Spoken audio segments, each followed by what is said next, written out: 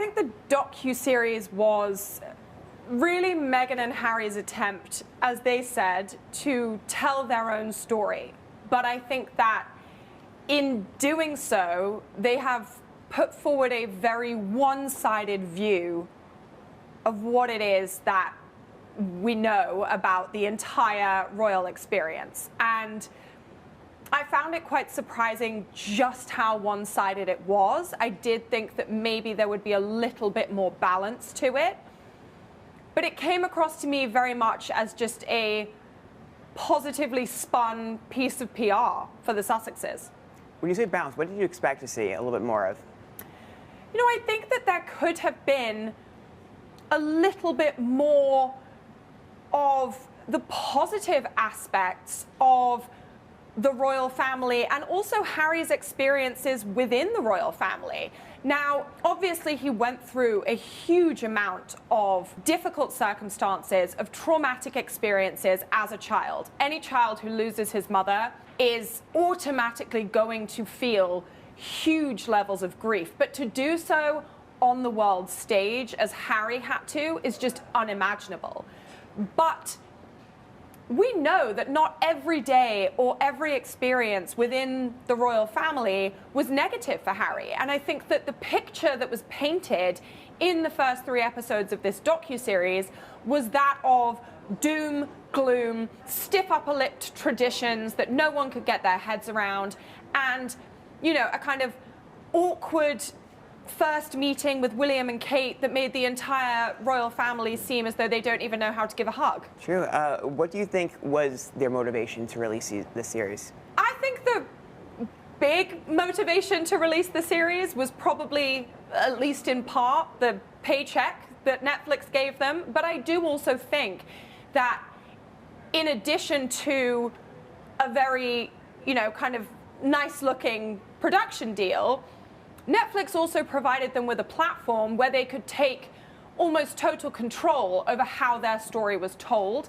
And that is something that we hear the two of them saying that they were in desperate need of throughout this docuseries. You know, they talk about the things that were written about them, the things that were said about them, the spin that was put on different aspects of their lives, and even the fact that, you know, they claim the royal family turned their engagement interview into a reality show.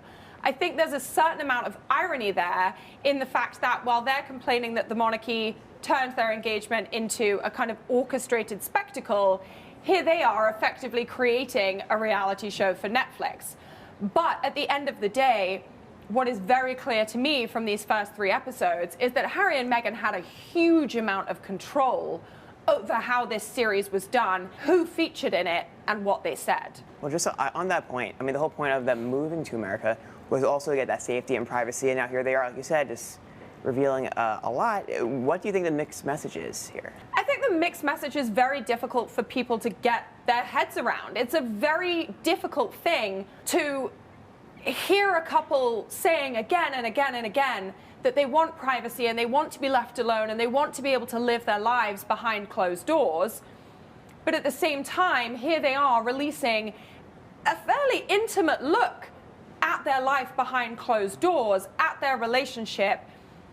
And, you know, I think perhaps the most surprising and shocking thing to me was that they began filming themselves the day that they left the royal family, presumably with the knowledge all along that they were going to create some kind of documentary project like this. You actually see Harry in the airport terminal as he is leaving London to go and begin this new life after their final royal engagements, filming himself.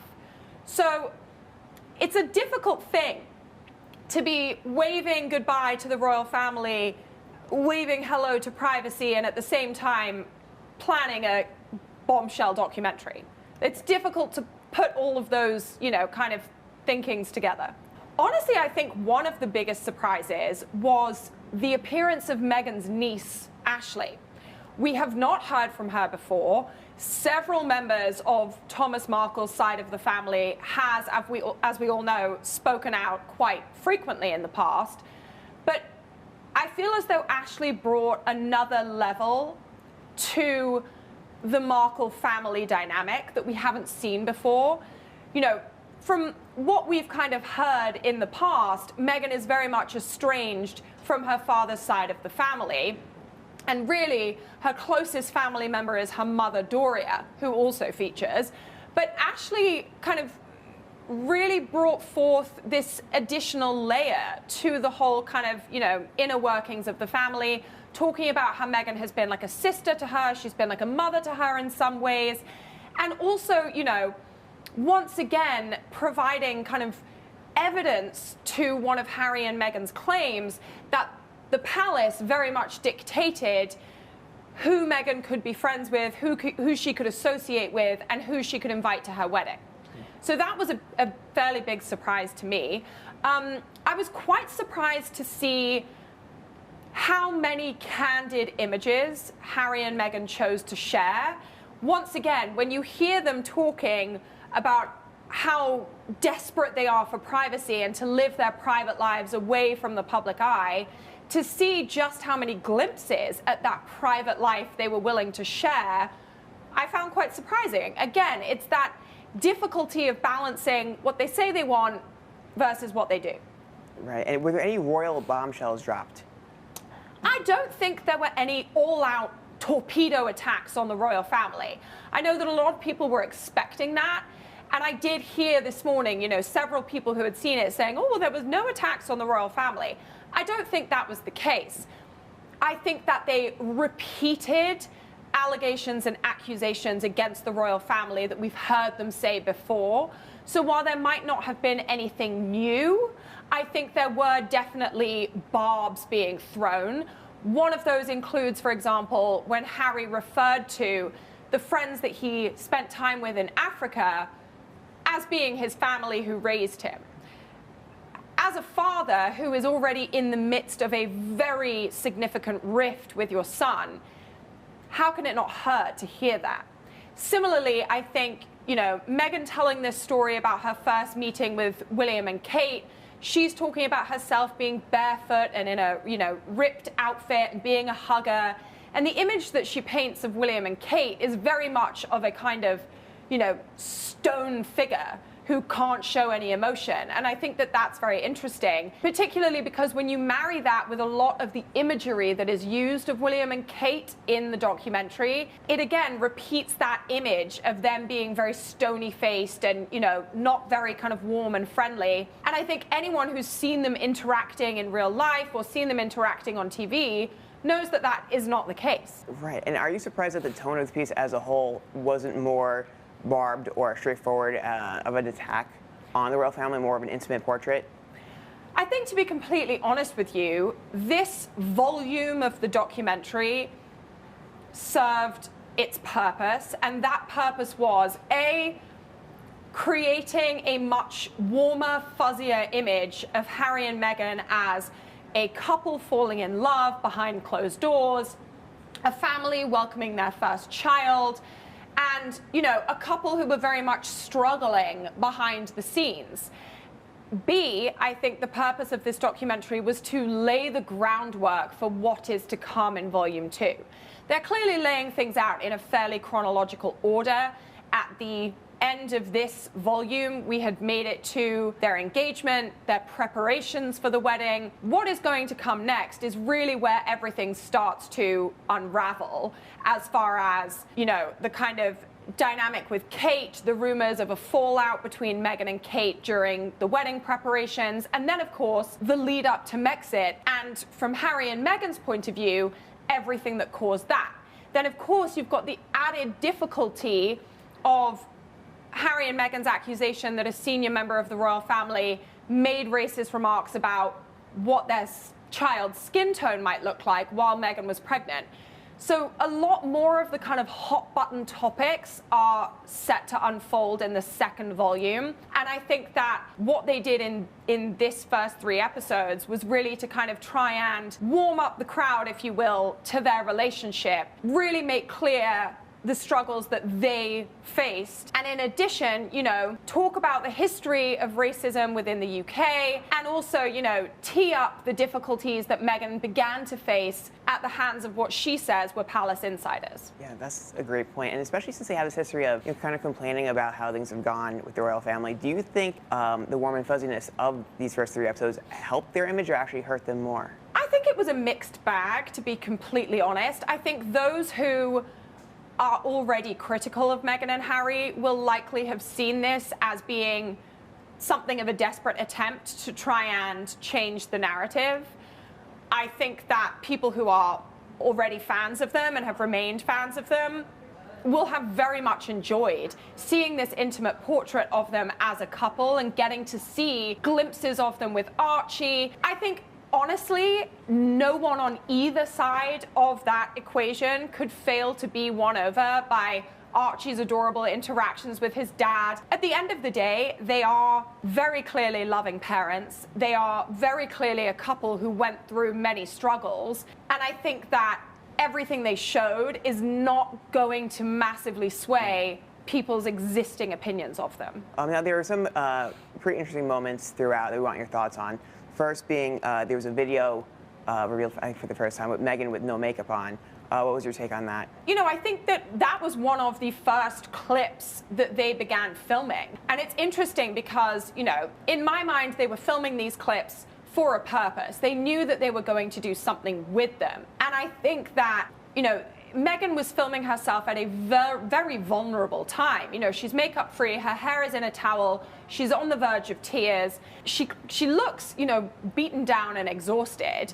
It's interesting to me, and perhaps it's because I'm a cynic, but it's interesting to me that at that point you would turn the camera on. To me, if you're going through that difficult a time and, you know, shortly after you've made that decision to extricate yourself from a situation that you say was very damaging, my instinct wouldn't be to video myself. So, you know, I think that it does absolutely show what a rough time she was going through.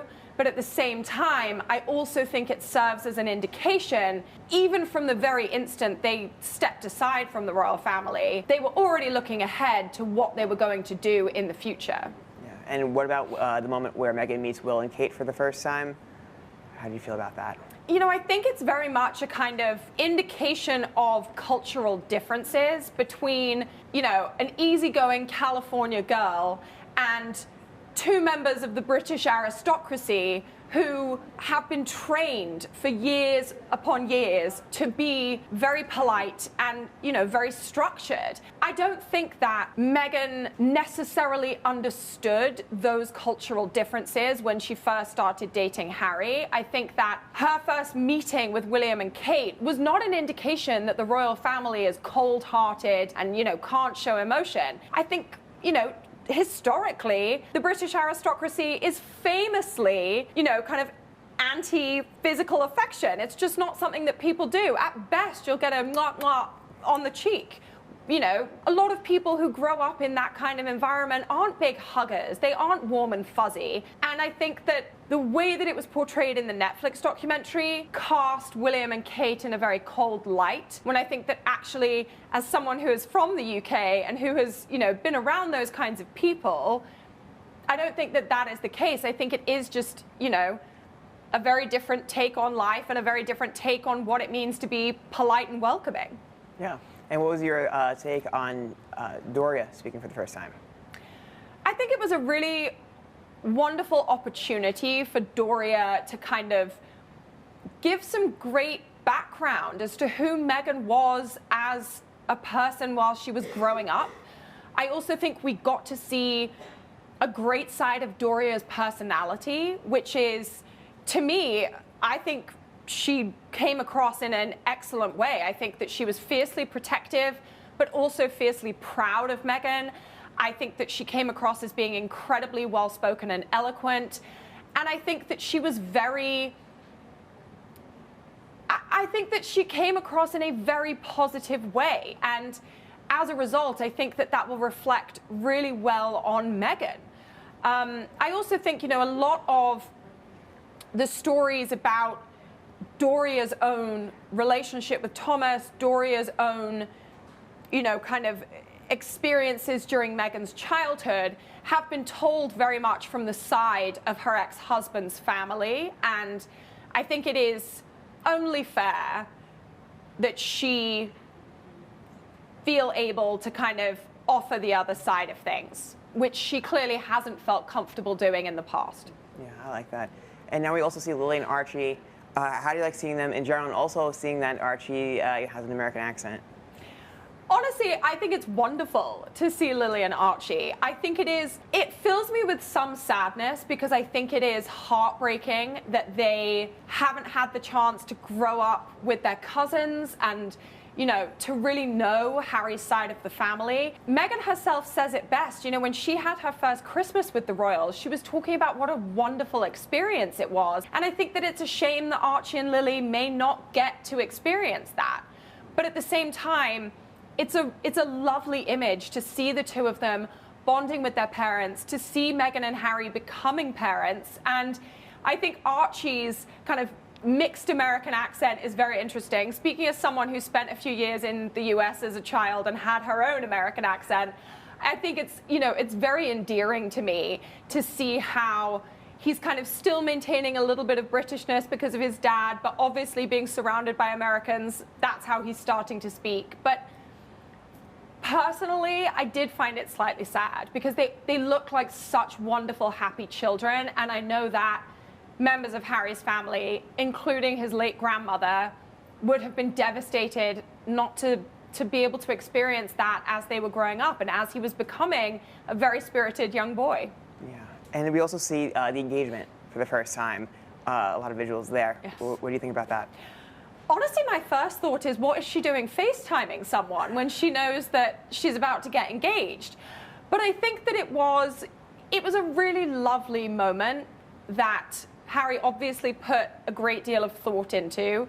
It was interesting to see how it unfolded. I think when they originally talked about their engagement story, they had said it took place in the kitchen while she was roasting a chicken. It looks as though it actually, happened outside. I love the fact that Guy the dog was there and his stilts. I think that was a really wonderful addition to the whole thing. I think it provided yet another really lovely, intimate glimpse at the beginnings of their relationship, and that is not something that many people were allowed to see. So it's nice for everyone, royal fans, Meghan and Harry critics. I think it's a really positive thing that people are now being allowed a glimpse into who they were as a couple and how that informed who they are now. And lastly, we see the events leading up to Meghan suddenly meeting the Queen for the first time. Your thoughts on that? I mean, I can't imagine, having no real concept of what it means to meet a royal, but also trying to marry that with the fact that it is your boyfriend's grandmother.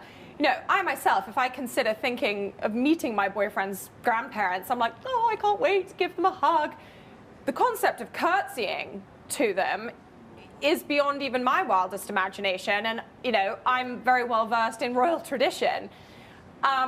I think that it was a very endearing moment, Meghan meeting the Queen for the first time and not really knowing how to curtsy and doing this dramatic kind of bow to the ground. I think it is interesting that she didn't have that knowledge beforehand. And, I don't think that there is a villain in this scenario at all, but I think that had Meghan maybe been given more knowledge and more understanding of things, certain scenarios that were kind of turned into scandals in the public eye might not have happened. Certain kind of protocol issues and so on and so forth could probably have been avoided, which may well have toned down all of the kind of anger that Harry and Meghan expressed towards, the public and the media. But that is just my opinion.